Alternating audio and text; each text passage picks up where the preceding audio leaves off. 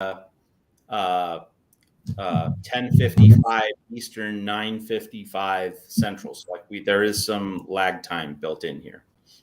Oh, okay.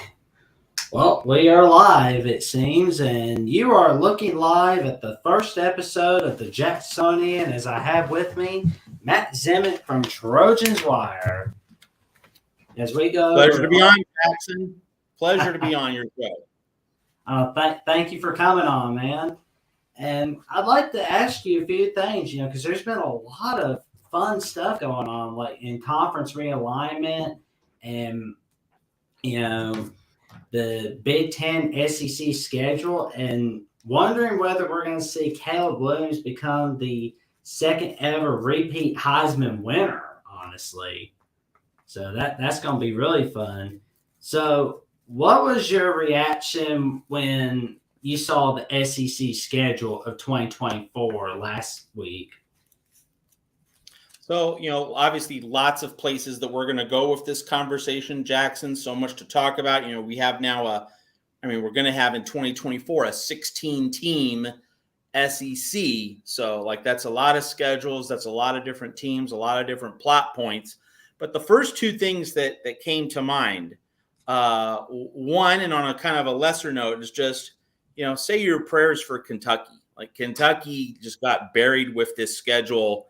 Got to play Georgia, got to play Tennessee, got to play Texas, Ole Miss. There are just there's Vanderbilt, and the other 7 games are all going to be really difficult, and you have multiple high-end teams in the SEC. So that's just going to be a beast for Kentucky. Good luck, Kentucky, getting to that 10-win standard that we've seen from Mark Stoops in recent years. Kentucky has no shot. Kentucky would do extremely well just to get 8 wins out of that schedule, and 7 really would not be all that bad. But the schedule really prevents Kentucky from being any sort of factor in 2024. That's a kind of a smaller starting point. But the bigger takeaway from the SEC schedule, I think, here's the major national story of this. And it doesn't really have much to do with Texas and Oklahoma, because frankly, Jackson, we need to see what Brent Venables and Steve Sarkisian do in 2023. Are Texas and Oklahoma going to enter 2024 as big hitters? We don't know that. So we need to see what happens this season before we really talk up Texas's and Oklahoma's SEC schedules in 2024. Obviously, a natural point of interest, but let's just cool it on the Sooners and the Longhorns for now. We have to wait and see if those programs are on the way back under their respective head coaches. The biggest takeaway, Jackson, for me in the 2024 SEC schedule is that this is going to be the most defining year of Jimbo Fisher's tenure at Texas A&M in College Station. Now, why would I say that? If you look at Texas A&M's schedule, there's no Alabama. All right, no Alabama on that schedule. There's no Georgia. There's no Tennessee. So Texas A&M, and let's keep in mind, the SEC is going without divisions in 2024. All right, so this is just a 16-team schedule, for everyone in the league. It's not as though teams are confined to having to play in what we've known as the SEC East and the SEC West, where you play 5 games. You're guaranteed to play, or I should say 6 games in your division and 2 out. So that Texas A&M, that if you're Texas A&M, you're probably not going to play either Georgia or Tennessee most years. And in some years, maybe you might play one of them. So with divisions being eradicated, removed from the picture, Jackson, there was the possibility that A&M would have to play Georgia and Tennessee, that it would have to go up against, those 2 beasts of the East. But A&M dodges both of them. And it doesn't play Alabama and Nick Saban. So because there are so many really good teams in that top tier of the SEC, and A&M avoids 3 of the 4, and you can't say that about most of the teams on the SEC schedule in 2024. Most teams are playing at least 2 of those guys that I just mentioned. I mean, A&M got as great a schedule as it reasonably could have asked for. Okay, it's going to have to play LSU, but like that's the only one of those top 4 teams in the SEC, because those were the top 4 teams in the SEC in 2022. Bama, LSU, Tennessee, Georgia. So for A&M to avoid 3 of the top 4 in the SEC, like that is the path. That is the opportunity for Jimbo Fisher to make a really big, deep run. And so it invites the question, if he doesn't do it in 2024, if he doesn't make the playoff in 2024, when is he ever going to do it? Because you know that the 2025 SEC schedule isn't going to be nearly as kind. Like you know that A&M is going to get a much tougher path in 2025 and then probably 2026. Like, could you ever ask for a better schedule than what A&M's getting in 2024? I don't really think so. Like, so this is going to be as good as it gets for Jimbo in terms of having a manageable SEC schedule. Obviously, if Texas and or Oklahoma do get better under Sark and Venables, then those future SEC schedules are going to be even tougher. So like 2024, Jackson, it really stands out as that big opportunity for Jimbo Fisher to make it count at College Station. And if he doesn't, well, then all the boosters, all those oilmen with all that oil money that they've been pouring into Jimbo's wallet, they're going to say, you know what? I think we've seen enough. I think we have all we need to know. And you're not the guy to take us to that next level. You're not the guy to take us to the playoff, to the national championship. So that 2024 SEC schedule, it's great for A&M and Jimbo in terms of, what they might be able to achieve. But now Jimbo has to deliver the goods. You can kind of already feel the pressure for that 2024 season. I know we haven't even gotten to 2023, but really, if you're looking at a program that's already squarely on the hot seat, squarely under pressure to deliver the goods in 2024, like it's clear, it's Texas A&M and then everyone else in the SEC. Of course, you're always going to have pressure at Alabama, at Georgia because of the national championship expectations there. Like that's just a regular annual thing.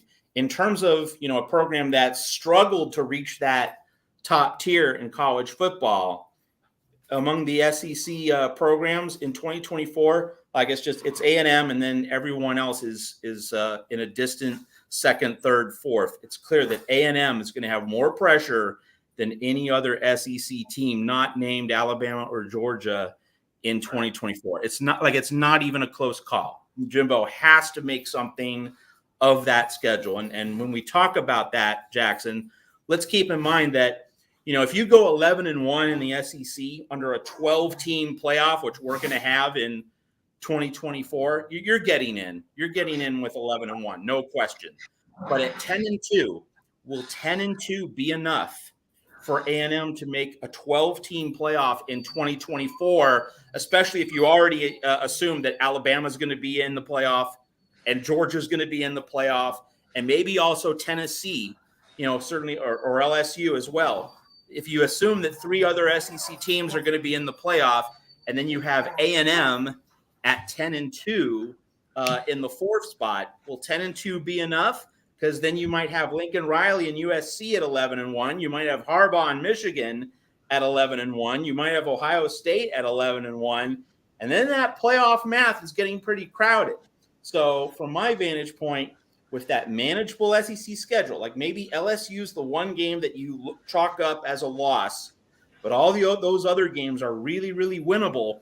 If A&M and Jimbo don't go 11-1 in 2024, their playoff fate could be in really deep trouble. And again, as I've outlined over the past few minutes, the SEC schedules are only going to get tougher. Like you just can't get much easier than the road for Jimbo in 2024. So it really feels as though that season, it's going to be the whole ball game at College Station. It's going to tell the whole story of his tenure in terms of, can he raise the ceiling? Can he get the Aggies to that next level? That's definitely my top story for the 2024 SEC football schedule.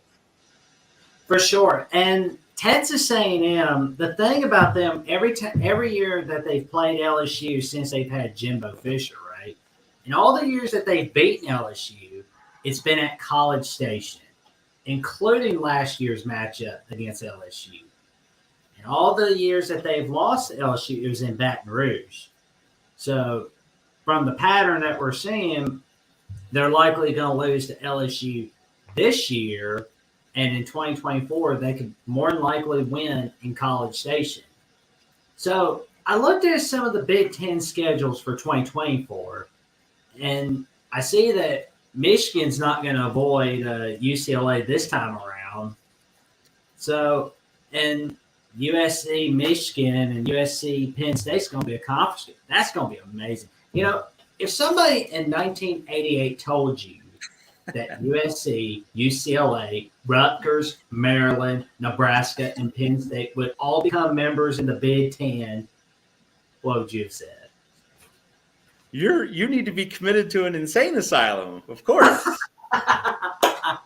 Yeah, no, I mean, no, we know this. This has been the geography busting move of all. We know that there's some far flung, geographically stretched conferences like the AAC, where you have Temple, and you have Tulsa and Tulane and SMU. All in the same conference. You have some really long commutes there. In the Big 12, you have West Virginia and Texas Tech. Morgantown and Lubbock are both in the same conference. You've had some real geography stretching conferences. And of course, remember, TCU was supposed to be in the Big East, but that lasted for just a few months, and TCU never actually did play a Big East game. And San Diego State was going to be in the Big East, but that never actually went through. So we almost did a decade ago have some geography busting moves, but USC and UCLA in the Big Ten, that just breaks all the rules in terms of geography, all the rules in terms of travel. And so as we get into the particulars of this Big Ten schedule, I think the foremost story, there are a lot of layers, a lot of onion peeling. There's a lot of onion peeling to do in terms of just stripping away these layers. But I think the number one story, the number one layer to really focus on is, why did Iowa get 3 fixed regular annual opponents? Minnesota, Nebraska, Wisconsin. Why did Iowa get 3 regular opponents and USC got only 1, UCLA? And that's UCLA's only fixed opponent. And Penn State got no fixed opponents. There's going to be no team that Penn State plays every year on a long-term basis. People might be wondering, why is that the case? It has a lot to do with the geography and the travel that I just mentioned with USC and UCLA. And so the point is that you're going to have teams going to Los Angeles every year to play those schools. So that's a long plane flight. And you're going to have USC making several road trips a year to those central and eastern time zone locations. So the thought process from the Big Ten, and it's a very good one too, the thought process was, let's not bake in, let's not require annual relentless trips to and from Los Angeles. Like we said, that you wouldn't want to give USC and UCLA 3 annual opponents, because then those schools always have to be traveling to and from Los Angeles. And that puts those other schools at a competitive and logistical disadvantage. But if USC, UCLA is the only annual game for those 2 schools playing each other, obviously no commute involved there except like a 20-minute bus ride, then you're not putting an extra travel strain on USC and UCLA and on the other Big Ten member schools. And of course, that was a primary consideration when USC and UCLA went to the Big Ten. They have to manage the travel. They have to manage the logistics of these 2 West Coast schools, being in a conference whose geographical footprint is mostly the central and the eastern time zones. So that's why you had this uneven distribution of games in terms of fixed annual opponents for USC and UCLA, and then also Iowa, Penn State. That's why the Big Ten didn't spread it around evenly. It had to be imbalanced in order to create a fairer travel structure for all the schools in the 16-team conference we're going to have next year. Oh, for sure. And LBC Trojan has come over to say, "Good evening, Jackson. Good evening, Matt. Let's go. What's up, LBC Trojan? How you doing tonight?" And I want to go over a little bit more about Caleb Williams. Now, oh man, do you think you know how we saw in 2019? We saw the tagline "Tank for Tua." Do you think we're going to see the tagline collapse for Caleb in 2023? Collapse for Caleb, crumble for Caleb. Yeah, you're going to get something. You're going to get something Trouble for because, Caleb. I didn't think of that. Thanks, man. but yeah, like this is a guy that you definitely want to get, right? And I think the consensus is, and this is no offense at all to Bryce Young or CJ Stroud. Both have great potential, great upside as NFL prospects. But most will say, and I certainly agree, like Caleb Williams sets the bar higher. I think he does a lot of the things that Bryce Young and CJ Stroud do, but he does them better. Like he's a more of a full physical specimen than Bryce Young is. That's nothing against Bryce Young, but Bryce Young is not as muscular, as tall, or as powerful as Caleb Williams is. And just when you look at the highlight reels, I mean, Bryce Young, was a Houdini for Alabama. Made some really spectacular plays, especially in that LSU game. Just made some awesome jaw-dropping plays. Well, Caleb Williams can match that sort of acumen in terms of making that wild Fran Tarkenton style scramble, or think of the other great quarterbacks you've ever watched over the years on NFL films. Like Caleb Williams is not. I won't say he's better than Bryce Young as a scrambler, but he surely isn't worse. Like you definitely put them on the same plane. But then Caleb Williams has a gun, and Caleb Williams can make all those NFL level throws. And, Caleb Williams is also working within a very sophisticated Lincoln Riley offense, which puts a lot of responsibilities on a quarterback's plate. And that's more developed than, in my mind, what Bryce Young was asked to do in Bill O'Brien's offense at Alabama. So it's not as though Bryce Young fails to measure up. It's just that Caleb Williams does so many things so well. Like he barely turned the ball over last season. It was part of USC's huge positive turnover margin. And we haven't even seen the best of Caleb Williams yet. I mean, we he's still evolving. He's still learning. I make it in that sense. He did play the quarterback position extremely well last year, but this isn't the end of his growth. This is a continuing reality. There's always more to learn, always more to absorb for him. So I make that comment in that sense, is that you don't have all of football figured out at Caleb Williams' age, and yet he is significantly polished. He is significantly refined, and now you give him another 2023 season. Boy, when he comes to the NFL, it's hard to see how he won't be really mature. He won't be studious and knowledgeable from the start. He doesn't strike you or anyone else as someone who's really going to need a crash course in football. Someone who's going to really need to be brought up to speed with the nuances of the game. That fundamental grasp of the finer points of football, it's already there. And so wherever Caleb Williams goes in 2024, that team is getting a guy who's going to be ready to win right away if he has, a reasonable enough collection of pieces around him on that NFL roster. So yeah, he's definitely a quarterback where you say, if we give him the tools, if we give him the resources as an NFL team, he's going to be a winner immediately. This is not a 3 or 4 year project, right? This is a guy who, knows his stuff cold, has received first-rate coaching and development. You also have to realize that in 2023 at USC, he's going to get Cliff Kingsbury's coaching on Lincoln Riley's staff. Lincoln Riley, he needs to look at the whole team, specifically the defense. Lincoln Riley's going to spend 2023 at USC focusing a lot on making sure Alex Grinch is able to improve on defense. So Riley needs to be a little bit more of a CEO in that regard.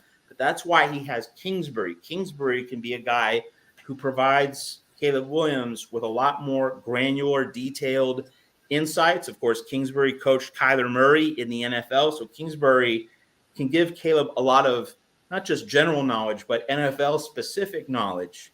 That's going to make Caleb, who already has a high football IQ, just going to make Caleb Williams that much smarter. And so, again, Caleb Williams, if you just look at a quarterback and you think, now that guy is going to be able to hit the ground running in the NFL, like Caleb Williams is that guy. He's that dude. He is going to be so thoroughly prepared for what the NFL has in store for him. So if you give him the right situation, that's not a 2-3 year build. That is a ready to win now situation with one of the most talented rookies that we've seen in recent years at the quarterback spot. Well, maybe Caleb Williams stays in LA with the Rams. Who knows?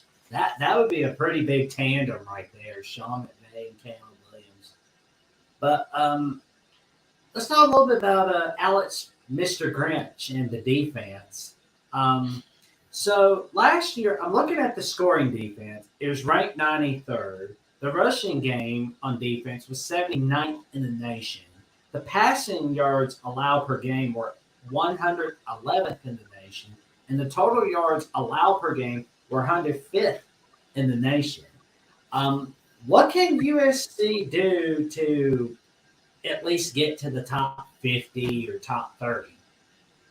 Yeah, that's what fans hope for, right? If you can just get into like a number 35 to 50, if you can be, that good or, that not bad, really. It's more about being not bad than necessarily being great. Let's just avoid being awful. That's what people want. And, Lincoln Riley had to load up in the transfer portal, also on the recruiting trail, but really the transfer portal, like that's how you can immediately reshape rosters for the next season, for the next cycle. And to a certain extent, if you ask most USC fans, they definitely feel better about what they have on defense. Doesn't mean they feel super confident, but this roster is better. This roster is deeper. Start with Mason Cobb, the transfer linebacker from Oklahoma State. What did USC struggle to do so often on defense in 2022? Tackle in the open field. When the guy gets through the defensive line, he tries to get to the second level. Linebackers were not reliable making tackles. Well, Mason Cobb is a reliable tackler, and so you start there. That's gonna reduce a lot of yardage after the first point of contact, which was a real sore spot and a real weakness for the USC defense. So Mason Cobb at linebacker is a really good anchor in the middle of that defense to address the tackling problem that USC has. Then you have Bear Alexander from Georgia. Now, he wasn't a frontline player. That was Jalen Carter.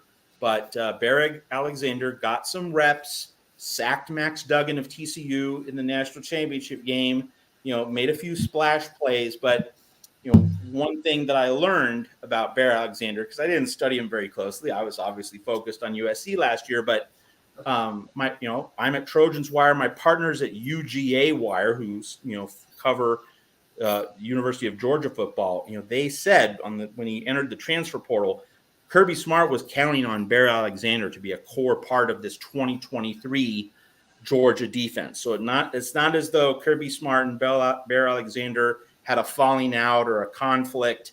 It's not as though this was a situation where one or both parties was disillusioned and they decided to call it a divorce. This was just Bear Alexander wanted a fresh challenge. He wanted a change of scenery, but Kirby Smart was hoping that Bear Alexander would be part of Georgia's bid for a three-peat this year. So, this is a quality player that USC is getting, and this is the beef, the size, the muscle on the interior of that defensive line that the Trojans really needed. Because last year, as I'm sure you're aware, Jackson, it was Tuli Tuipulotu and not really a whole lot else on that defensive line. So Bear Alexander is a significant upgrade on the interior of that defensive line. Then you pair him with Anthony Lucas, the transfer from Texas A&M, who's going to try and give the Trojans more of a pass rushing presence. So USC's defensive line definitely better than what it's had. And then you also have to look in the secondary. Christian Roland Wallace from Arizona. He's going to be that ready-to-go starter, transfer from Arizona.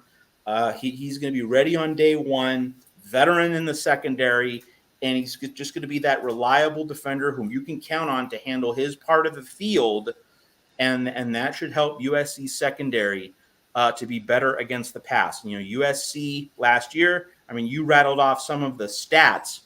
Also, just from in terms of the eye test, like last year, Jack Plummer of Cal, who's I'd say a decent quarterback, but certainly nothing special. Well, there's another Cal quarterback from 20 years ago who almost beat USC in a major nationally televised game. You might have heard of him. His name's Aaron Rodgers. Well, Jack Plummer looked like Aaron Rodgers. McAfee every Tuesday. That's right. Jack Plummer looked like Aaron freaking Rodgers against USC's defense last year. So that's how bad it was. That's how bad it got late in the season. But USC has made upgrades at each of the different position groups on defense. So there is more depth. There is more. There's more of a sense that if one guy gets hurt, there's another guy ready to step up. Let's also keep in mind that Eric Gentry, the transfer from Arizona State, he was injured for the second half of the season. So if you can get him for a full 12 games, or at least like 11 or 10, that's value added. And also Romello Height, the edge rusher linebacker from Auburn, he was injured at the start of the season, so barely even played. If you get him for a full season, sometimes just getting guys healthy who were injured in a previous season, that's like a player acquisition, right? Like it's not officially a trade in pro sports, but it's like acquiring a new player. When a player who basically didn't play a year ago, you get him for a full schedule this season. Those kinds of situations with injured players, hopefully being able to play a full season, like if USC can get that's like adding players, and it's adding depth to this defense. So the Trojans are deeper. And I would also point out, Jackson, that my friend Tim Prangley, who, along with LBC Trojan, Rick Anaya, they co-host Trojan Conquest Live Sundays at 8 p.m. Eastern, 5 p.m. Pacific, over at the Voice of College Football, Mark Rogers' shop. So you want to follow what Tim and Rick are doing every Sunday evening at Trojan Conquest Live. But Tim's been making the specific point in the offseason. He's looked at these guys on defense. They're thicker. They're stronger. They've been doing the weight training, the strength training, and like that's something that needed a little time to kind of sink in. That in the year one, they were beginning to make these adjustments, but those adjustments couldn't fully take root. They couldn't fully take effect. When year two, you've now had more strength training under the current regime under Lincoln Riley, and you can now build toward the kind of physical specimen that you want to be. So for the players who are returning, they've had some more strength training, more familiarity with USC's overall strength training program. And that could also make this defense tougher, stronger, better able to tackle, better able to finish the plays that a lot of USC players were unable to make last season. Not being able to finish sacks, not being able to get that quarterback down, instead allowing a scramble, which turned into a big play down the field. So there are these incremental gains in terms of physical and holistic development that hopefully will, benefit the Trojans, along with the transfer portal and freshman recruits such as linebacker Tackett Curtis from Louisiana, really exciting linebacker prospect on the recruiting trail. So hopefully it's a combination of different things: the recruitments, the portal additions, the strength training, familiarity with Alex Grinch's system. It has to be a lot of different pieces coming together. And it's not really just about one position group or one or two players. It's really about the collective, because the collective wasn't nearly as good. One thing to note is that, Utah, which won the Pac-12 last year, beat up USC in the Pac-12 championship game, Jackson. Utah had a lot of injuries in its own right. But what did we see from Utah? The backups under Kyle Whittingham were ready when called upon, and they were physically superior to USC. Like USC just got trucked up front, in that Pac-12 championship game, and it wasn't always the ones versus the ones. It was not always starter versus starter. In many cases, it was backup versus backup, and especially with Utah's backups, being able to be plugged right in and playing physically superior football. So there is a sense this year that USC's backups will not just be capable, but they will be able to physically stand up to the punishment, the rigors of the season. We'll see if that strength training program really does pay dividends for USC this coming year. Well, especially against Utah, because Utah's basically been kryptonite with the exception of 2020. So it's and they have a tough second half schedule, so to speak. Sure do. So they gotta go to Notre Dame. They can't relax too much because then they gotta go home to play Utah, but they get a breather with California. Sorry, Cowboys. That's their only breather. And then you gotta go home to play Washington against Michael Penix. That is gonna be a shootout. Caleb Williams versus Michael Penix. Holy cow! That is gonna be the game that draft scouts are watching for sure. And then USC has to go to the Oregon Donald Ducks on November 11th. And, on rivalry week, you got to play UCLA. So, it's not an easy second half stretch. But it isn't. Go ahead. Go ahead. All right. Well, I'm just making the point that, it's a backloaded schedule. And I know that, you're from SEC country and you've seen Texas A&M get out to a 6-0 record many times over the years. And then they get to that backloaded SEC schedule with Bama, with LSU, with Auburn. And, in a heartbeat, Texas A&M 6-4, right? You've seen that a lot of times over the past decade. So USC is going to try and avoid that. But the instructive point to make with not just USC, but any team that has a backloaded schedule where the gauntlet is in mid-October and in November, any team that has that kind of schedule in the front half, it becomes really important to win games in blowouts. Why? Because that's how you get backups on the field, integrated into your system, integrated into your coaching. It's not just theory, but you get guys reps. That's a big part of how Nick Saban has built his empire in Tuscaloosa, that Alabama is able to win the easier games on its schedule, very convincingly. And Saban is just able to rotate a lot of guys onto the field, getting the young pups, the underclassmen, lots of reps. It keeps the starters fresh. They're not playing whole games. They're playing 2.5, maybe 3 quarters. So they're not getting a full run every week. That keeps them rested for the really big games on the schedule. That's part of the grand economy, right? That's part of the grand picture, that if you can rest your starters and play your backups in your easier games, then your big dogs, your best players are fully fresh mentally and physically for the big ones. So USC starts with San Jose State, Nevada, Stanford, Arizona State, Colorado, Arizona, first 6 games.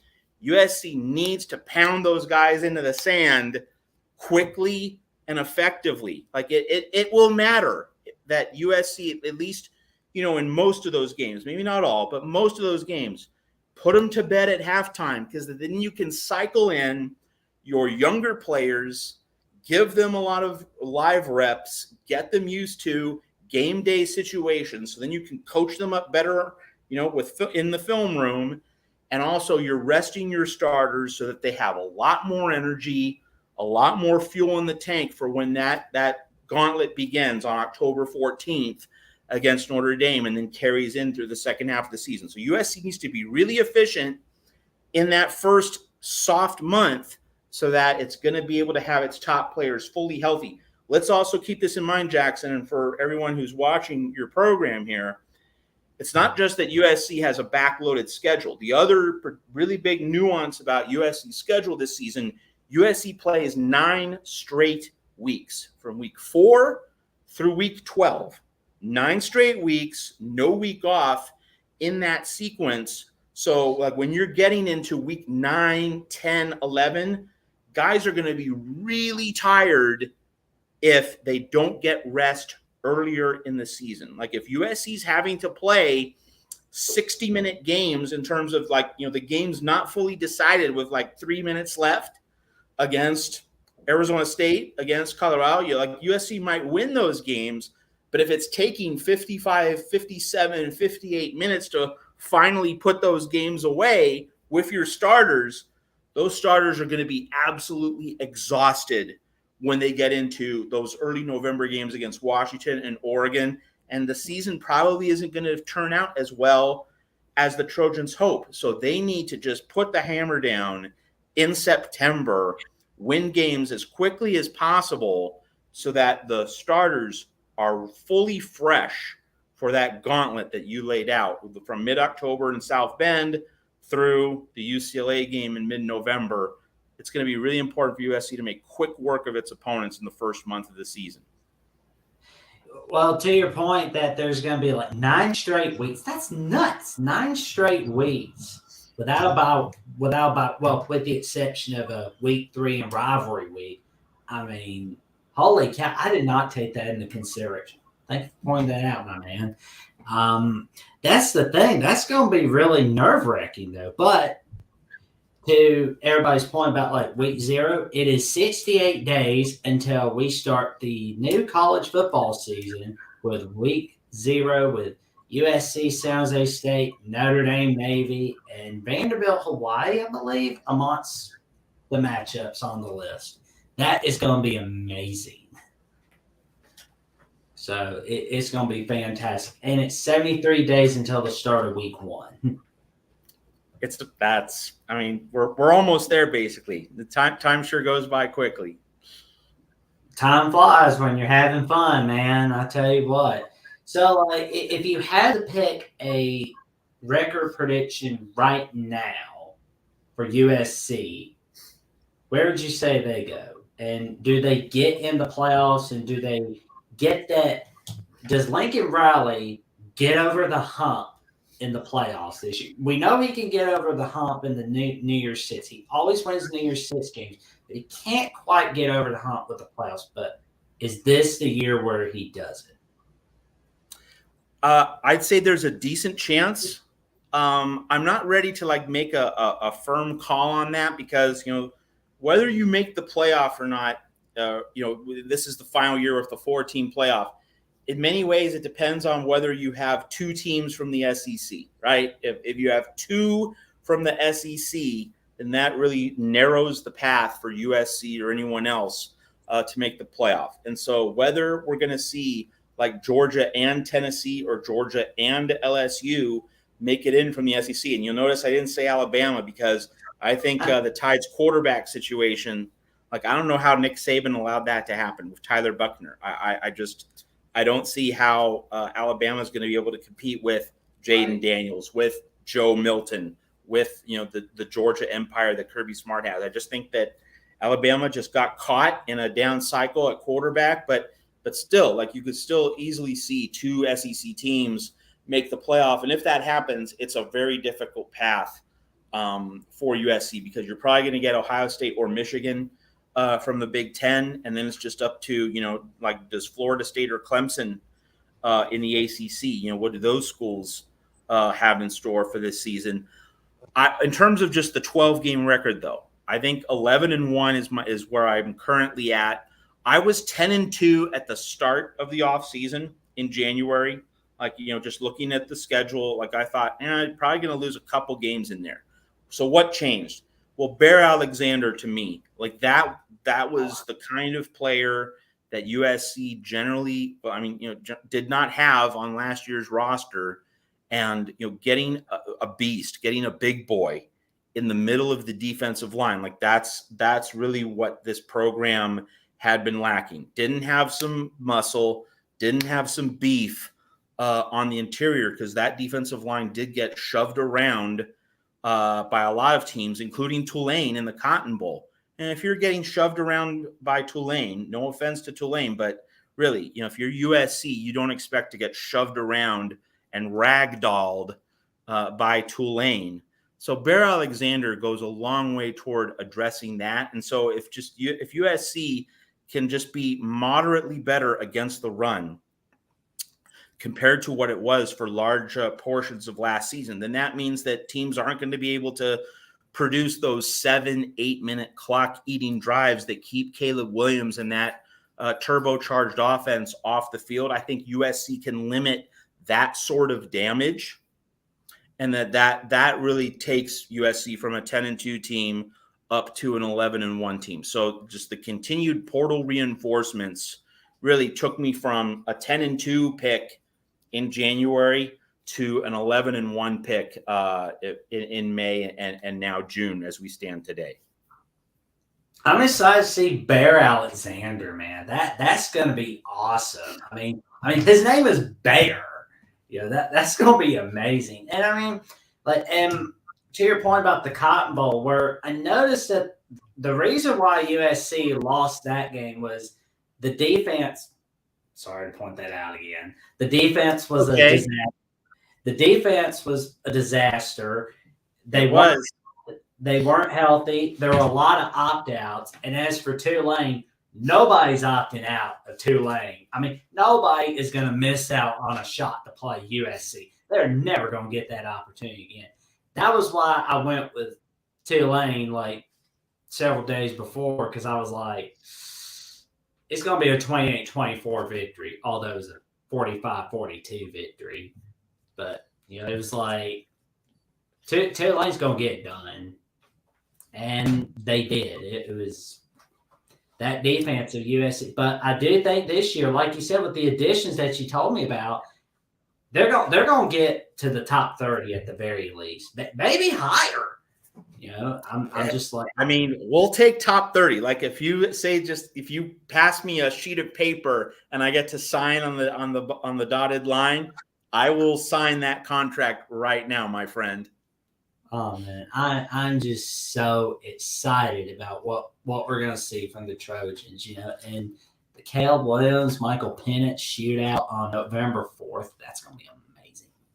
Take the over. Yeah, I'll definitely do that. I'll be like, that's gonna go over 100 points. At least 90. Like that. Like that's gonna be like the USC UCLA game last year, which ended 48-45. Oh yeah. Oh, it could definitely go higher than that. But either way, I'm going for both quarterbacks. I want both. It's gonna be fabulous. One note about Washington. Washington was one of 3 Pac-12 teams that didn't have a single prospect in the 2023 NFL draft. So, you think about like one of those other programs was Arizona, but that's because Arizona isn't, particularly good. But with Washington, it's not as though they didn't have good players. It's just that everyone who was good came back. Like you don't see that very often in college football, but like Washington's running it back with all of its top players. And that's why Washington, to me, Jackson, I don't know what your thoughts are, but to me, Washington is USC's foremost contender. And I know you have Utah. Utah is the 2-time defending champion. And I would say that, the Utah game is the most important game on the schedule for USC, coming right after the Notre Dame game. Also the fact that the Utah game's at home, like you just absolutely have to win that game. But in terms of where I think it's all going to sort out in the Pac-12, if you ask me right now, I think the Pac-12 title game is most likely to be USC-Washington, precisely because Washington has so many seasoned veteran players all coming back. Utah comparatively loses more personnel to the NFL and elsewhere. Washington retained pretty much all of its really good players. Also, Washington hosts both Utah and Oregon. So Washington gets, multiple big games at home. Obviously, USC is going to be on the road, but hosting both Oregon and Utah, same schedule, like that's definitely a boost for the Huskies. So right now, I think that USC and Washington heading into August camp, that is the most likely Pac-12 title game matchup. But it's going to be a fun race in the conference. Like any of the top 5, USC, Washington, Utah, Oregon, Oregon State, any of those 5 teams have a legitimate chance. Like you look at the Beavers in Corvallis, if Jonathan Smith can figure it out with DJ Uiagalelei, we know that Uiagalelei has the throwing yips. Like, you remember Rick Ankiel, the pitcher for the Cardinals? He looks like he was going to take off and be a superstar, and then he just couldn't throw. He couldn't locate, and they moved him around to various positions, and his natural talent just, didn't emerge because he got the yips. It's also like a tennis player who, when a tennis player is serving, they just can't get that ball toss. They can't get that regular hitting location right, and they're double faulting like every third serve. The yips. It's a real thing. And so DJ Uiagalelei has the yips, but if Jonathan Smith can fix that in Corvallis, well, then Oregon State's ceiling goes from here up to here, and the Beavers really could be in the Pac-12 championship game. Now, I wouldn't expect Smith to work miracles with Uiagalelei, but if it happens, Oregon State immediately jumps several spots in my Pac-12 pecking order. So you really do have 5 legitimate contenders for the conference championship, and that's not very normal. I don't know how closely you follow the Pac-12, Jackson, but usually at the start of a Pac-12 season, it's 2 or 3 teams that have a chance to win the league. You rarely enter a season with 5 really top-tier bona fide contenders for the league championship. It's going to be an amazing race this season. Well, to your point where you weren't sure how much I'm following the Pac-12, well, I follow so much college football that I'm staying up till 2 a.m. in the morning on a Saturday. Like at one point, like last season, I'm watching BYU Baylor, and I'm being asked, "Did you stay up late last night?" Well, yeah, it was BYU Baylor. Well, of course. You got to. It was overtime. Exactly. And besides, it's an amazing game. So there you go. It was a thrower. Yep. Exactly. And Oregon State, holy cow. That win against Oregon, I'm still amazed how they did. Yep. With right. zero passes. They let their 28 points, 0 passes. Holy cow. They let their special teams do all the work. I loved it. It was one of a kind. You would think, I was the only person in state of Bama, well, probably one of the few people in state of Bama that's watching a little bit of Bama, but watching a little bit of Oregon State, Oregon. Because I was I got to see how Oregon State does this. And the Iron Bowl wasn't very close last year, so that probably helped. Yeah, well, Auburn was a disaster in the that's right 2023 season. It wasn't exactly one of those Iron Bowl classics. Nope. Yeah. So everybody watch this live stream. I meant to say 2022, not 2023. So sorry about that. I just get so excited. That's what college football is all about. Yeah. 68 more days. We're gonna get. It's coming. So let's see. I'm just it's gonna be fantastic. So do we think that? What was your take on the Bob Huggins resignation? What all that happened? He was yelling out the slur on the merry month of May on a radio show, which he said a word that really wasn't so merry, right? And then several weeks later, he's getting in a car accident, drinking and driving under the influence. What's your take on that? Well, so, many people thought that Bob Huggins should have been fired for the slur, that he said on the air, on the radio. But then West Virginia came back and said, well, we're just going to apply a 0 tolerance policy. Whoops. So Bob Huggins knew that it was 0 tolerance, no second chances. I mean, he got a second chance. This was it. And then, DUI. So West Virginia was boxed into a corner on this one, right? There was no escape. It had to sever the relationship with Huggins. And, basically the way to properly view this, Jackson, West Virginia didn't really fire Huggins so much as Huggins fired himself. Like Huggins got himself canned here because he knew he was on thin ice, and then he stepped over the line and pulled a big no-no, and really and in the end, that was pretty clear. Like it was obvious as soon as I saw that story. As soon as that became a news story, he was gone. Like just and it really wasn't even a choice for West Virginia. It's just something that had to happen. So it's going to be really interesting to see how West Virginia handles the aftermath of this. Will West Virginia look for a long-term replacement, or will it just try and deal with this next college basketball season with an interim, and then maybe see what's coming around the bend? And one natural name to bring up here, Jackson, is the head coach of the Boston Celtics, Joe Mazzulla.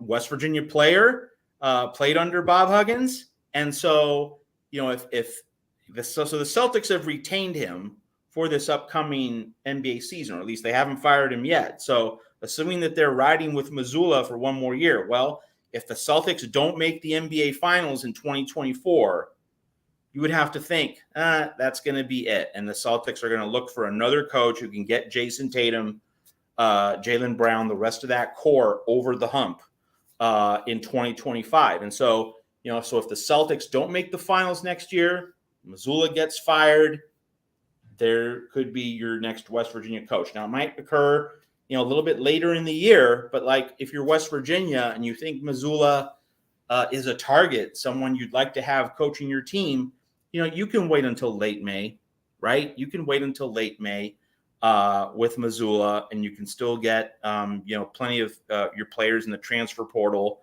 Might not have a sensational, amazing first season, but like if Mazzulla is someone that West Virginia wants, then the door could be open a year from now for West Virginia to do that after 1 year under an interim head coaching staff. Well, I'm very curious to see how this works out, because when I heard the announcement that Mazzulla is going to return next year, that was code for the pressure is on. That's right. Yeah, because nobody really says it, but when it comes right down to it, that's how it really is. So he's going to have to really watch himself. He's going to have a really good year, especially in the Eastern Conference, because it's typically easier to win there than it is in the Western Conference.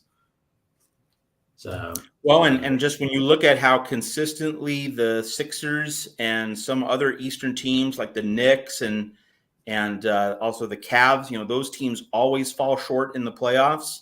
So if you're the Celtics, like you just have to figure out those Miami Heat, and if you can figure out the Heat, then your chances are pretty good. Now we'll see what the Milwaukee Bucks do, but really, it's been Celtics Heat in 3 of the last 4 Eastern Conference Finals. So, if Mazzulla can just get over that particular hurdle and he gets to the finals, then you can say, all right, the organization's in pretty good hands. But boy, if the Celtics don't get to the finals next year, they got to blow it up.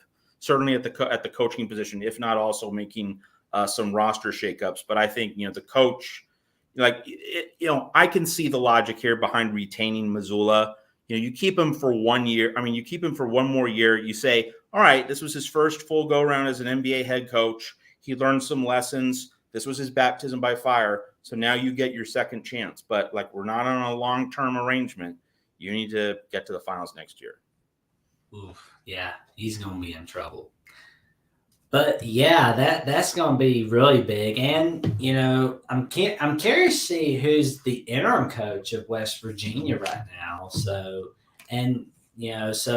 the new AD's got a lot of work to do. So he's going to be looking at, who do I get to be my new head coach in college basketball, and what's going to happen with Neil Brown? What is going to happen with Neil Brown? Yes. Mm-hmm. So yeah. And it looked like such a good hire on paper, right? Like he checked all the boxes. He did more with less at Troy. He famously beat Ed Orgeron and LSU in Baton Rouge, and that was a night when it seemed as though, Orgeron's finished. He's out of his depth at LSU, and then a couple years later he wins the national title. with Joe Burrow. It's just fascinating how quickly things change. Like Neil Brown seemed headed for stardom, but like he is on his last legs in Morgantown, and he needs to do something special this next season. For sure. I mean, he doesn't have to upset Penn State, but he will have to win like at least the next 4 games. If he can do that, he'll be good to go. If he doesn't, well, nice knowing you. He doesn't have a lot of margin for error. That's for sure. Yeah, I mean, I'm so excited about the Backyard Brawl being on ABC this year on Saturday night. So I mean, maybe it was a fun game last year in Pittsburgh. Oh man, I loved it. It's college football when you see the Backyard Brawl. That's right. I came of age as a college football fan in the early 80s. Like that's when I was a kid. That's when I was growing up. The first bowl game I remember watching was the 1981 Gator Bowl between North Carolina and Arkansas. But like that era, that was a special era for college football rivalries. It was a special era for the Backyard Brawl because you had Don Nehlen coaching those great West Virginia teams in the early 1980s, going up against Jackie Sherrill and Dan Marino and Pitt. Like those were appointment level games. That was must-see television in the early 1980s. And so we need to see these rivalries come back. Like it's going to be great for Texas and Texas A&M to play again in the SEC. Like, thank you, Lord. Thank you for bringing that rivalry back into our lives. Like that's the lifeblood of college football, as you know well. So Backyard Brawl, Horns Aggies, the fun's coming back to college football. Nebraska, Colorado this season. That rivalry comes back. Yeah. So boy, the sport's so much more fun when these classic rivalries come back into our lives, and they never should have left, right? They should be annual games every single season. That's part of what makes college football great. Well, on the same week as Alabama, LSU, Notre Dame, Clemson, and your boys at USC against Washington, I really hope that this isn't the final time for a while that we see the bedlam, because that's going to be going on that week is Oklahoma State. I mean, like Texas, like me personally, I don't really see that as a rivalry. I mean, to your point about rivalries, you talked about Texas A&M, but guess what other rivalry is coming back for Texas? Texas, Arkansas. That's right. Yep. Because, I mean, that 81 upset by Arkansas over number 1 Texas, the 1969 number 1, number 2 matchup. The ultimate. Yep. And, President Nixon was there declaring the number 1 team. And he didn't even give a shout out to Penn State, who was having a second straight unbeaten season. Like Joe Pa was so mad, when Richard Nixon offered to have the Penn State team come over to White House, I believe it was. And Joe Pa was like, "You can shove it." That's right, and I can't blame him. Yeah, he was mad. He was mad as a hornet. That's right. So it was, oh man.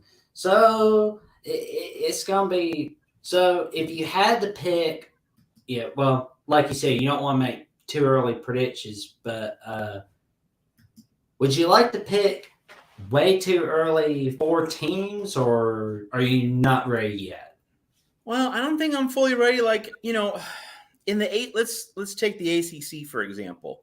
I don't know which team to pick in terms of Florida State and Clemson. I mean, I think right now I'm leaning toward Florida State, but really, we don't know how well Garrett Riley, Lincoln's brother, the new offensive coordinator at Clemson, is going to work with Cade Klubnik.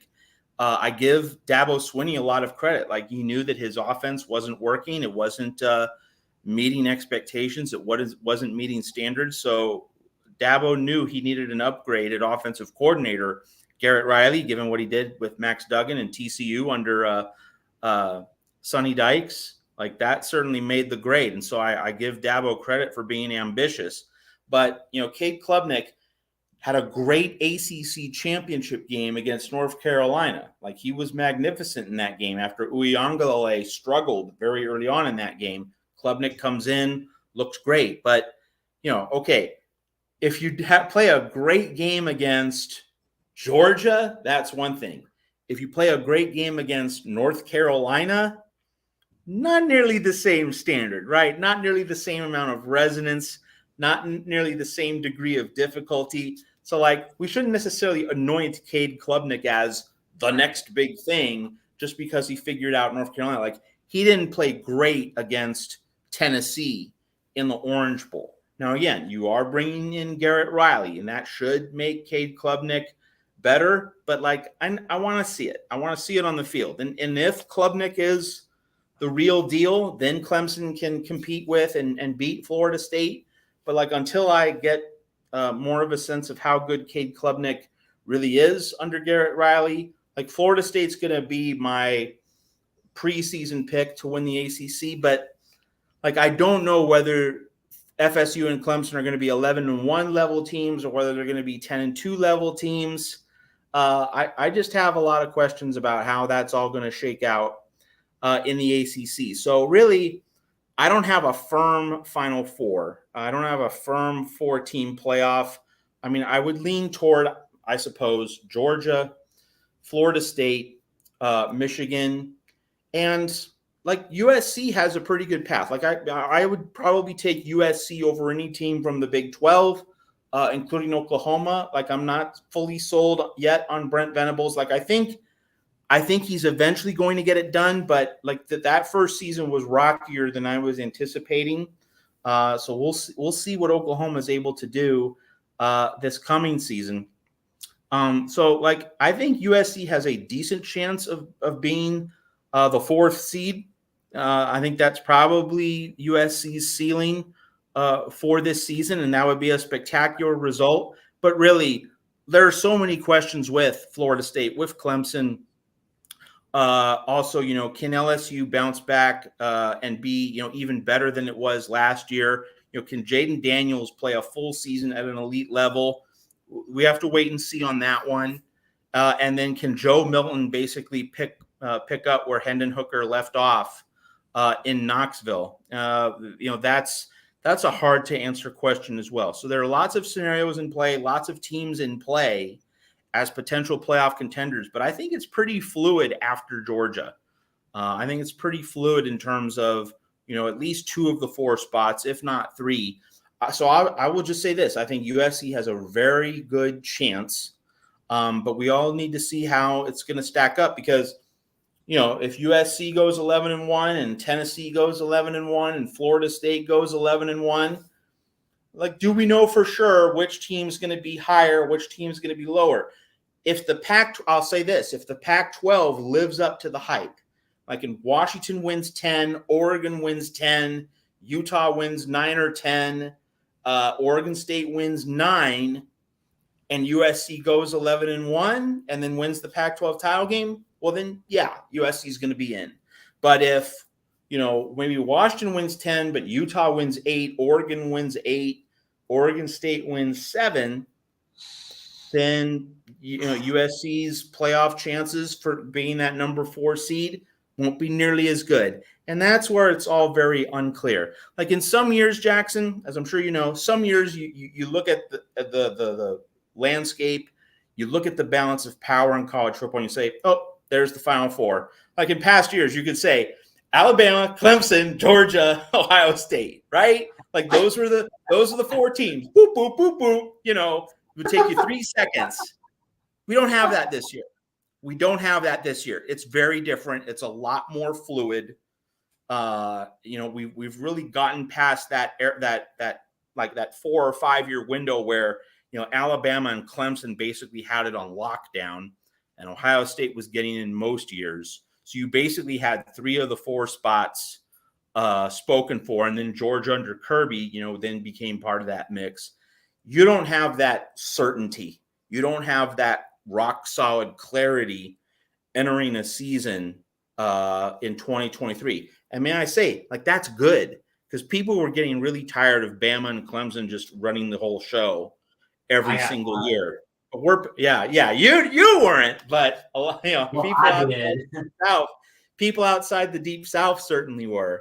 Right. But we're past that. We enter a year with fresh questions like Clemson. We don't know if Clemson's going to retain its place or if Mike Norvell and Florida State are going to reclaim the high ground in that particular rivalry. I think what matters, though, Jackson, is that Florida State Clemson being a great game again. Like the college football needs Knowles Tigers to be a great annual game. The ACC, when it went to the divisional setup in 2005, as you know well, like the hope was that it would be Florida State and Miami every year in the ACC championship game. And you get this sexy Cadillac matchup every year, in a big game. And they never did meet in the ACC title game. But Florida State Clemson basically became what the ACC hoped Florida State Miami would be.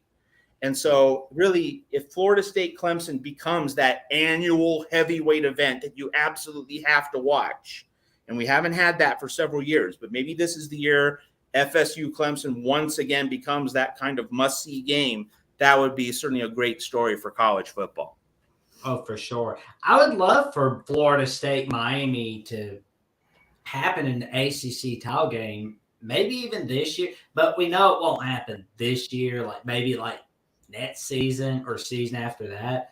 But, there was one year where it almost happened, 2012. Now, for those who don't remember, 2012 was when North Carolina had the postseason ban, right? So they couldn't go to postseason. They just had to play regular season. But Miami was the second place team in the Coastal Division.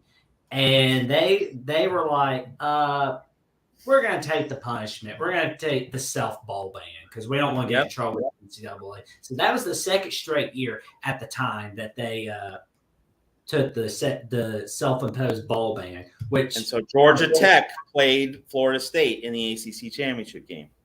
Yeah. And it was like, oh, man, I wish we had a Florida State-Miami ACC title game matchup. But, oh, well, there's always another shot. And, Florida State, Miami made the ACC title game in the only year that they made it in since they joined the ACC in 2017. And then they got shellacked by Clemson. That's right. That was that one good Mark Richt year at Miami. Yeah. So, and 4 of my playoff teams right now, I'm going to say Georgia, Michigan, Clemson, because I think Garrett Riley can get it done. He can get some magic done for Clemson like he did for TCU. And whoever comes out of Pac-12, it could be USC, Washington, Utah, Oregon, but I'm going to say either USC or Washington, but I'll definitely send you what I think will be my 4 teams in the next few weeks for sure. We have plenty of time before the season starts, that's for sure. Yeah. I mean, right now I'm kind of leaning towards Michigan as national champs. Because, I think this is the year they get it done. Georgia, they're not going to three-peat. They're just not. And especially with the hire that they made for OC, Mike Bobo, you're just asking for it. You're asking not to three-peat, obviously. He's I never understood people hyping him up, going, oh, Mike Bobo, oh my gosh, Mike Bobo. But really, he's a disaster. He proved it in the Mark Richt era. He proved it at Colorado State.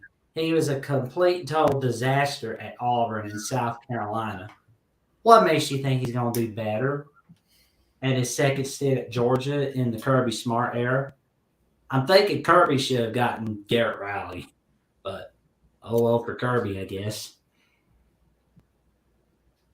It makes things more interesting with Kirby having to, downgrade at offensive coordinator relative to Todd Monken, while Clemson gets Garrett Riley. It's just better that way because, Kirby with Garrett Riley, that would have been unfair. That would be like, Bill Gates or Jeff Bezos, getting, $2 trillion extra dollars in the lottery. That's what that would be like. So true. That is a very wonderful comparison, man.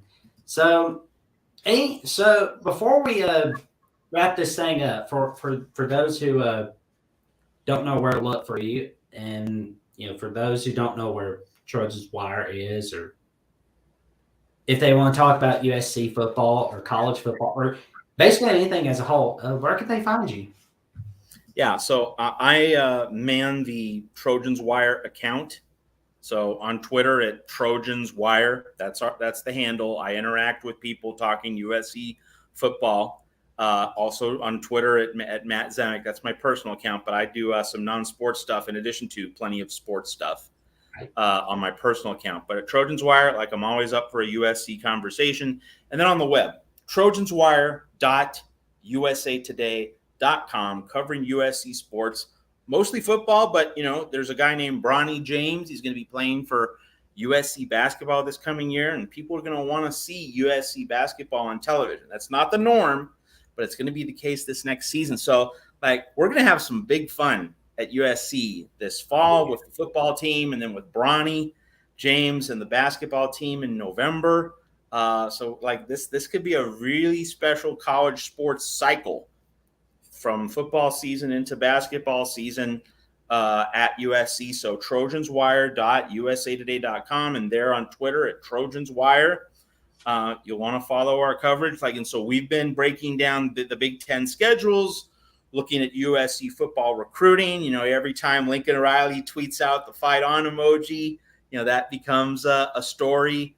We're looking at USC's histories with the various Big Ten schools that's going to join next year. We're doing podcasts with other team sites that's part of the College Wire network. Like we've been doing a podcast with Cornhuskers Wire on Nebraska football. We're going to do a podcast with Hawkeyes Wire on Iowa football. Right. And we're going to do a podcast with Rutgers Wire on Rutgers football. USC's never played Rutgers, but we're getting to learn about our new Big Ten neighbors. We're going to spend the summer studying up, doing our homework here at Trojans Wire, learning about the Big Ten. Of course, when the season begins, it's going to be all about the 2023 football season. But those Big Ten schedules with USC part of them, that felt really like USC's initiation into the Big Ten. So we're obviously covering that. And then also, USC is a Pac-12 school for one more year. So anything Pac-12 we're covering. And of course, San Diego State about to move to the Pac-12, and will SMU come right behind the Aztecs? We're covering that realignment drama as well at Trojans Wire. So a little bit of realignment, Pac-12, the media rights deal of George Kliavkoff. Is he going to get it done? How's that going to compare to the Big 12? And then USC football, Bronny James in basketball, Big Ten football history with USC and Ohio State, Michigan, and others. There's no shortage of things for us to cover here at Trojans Wire. So you get a wide selection of choices on the menu at our cafe. So come on down to trojanswire.usatoday.com. Plenty of different things, something for everyone's taste. If you're not a USC fan, you're still getting coverage about national and regional stories, not just USC. There's something for everyone at Trojans Wire. I'll be honest, I thought this only meant peace, but I didn't know there was the USC symbol till you and Tim, Tony, and Rick showed me that. It was wow, that's so awesome. I am learning something every day, baby. Oh man. And Cornhuskers Wire, Rutgers Wire, and Hawkeyes Wire. Check them out, folks. They're some of the best sites in the nation. And especially if you want to get some of the best USC coverage, go on down to this link, twitter.com/TrojansWire. And if you want to talk with Mr. Zemek, go on twitter.com/Matt Zemek. And, before we wrap this thing up, what's going to happen with San Diego State? And who's going to replace San Diego State in the Mountain West? Or is it just going to stand pat at 11?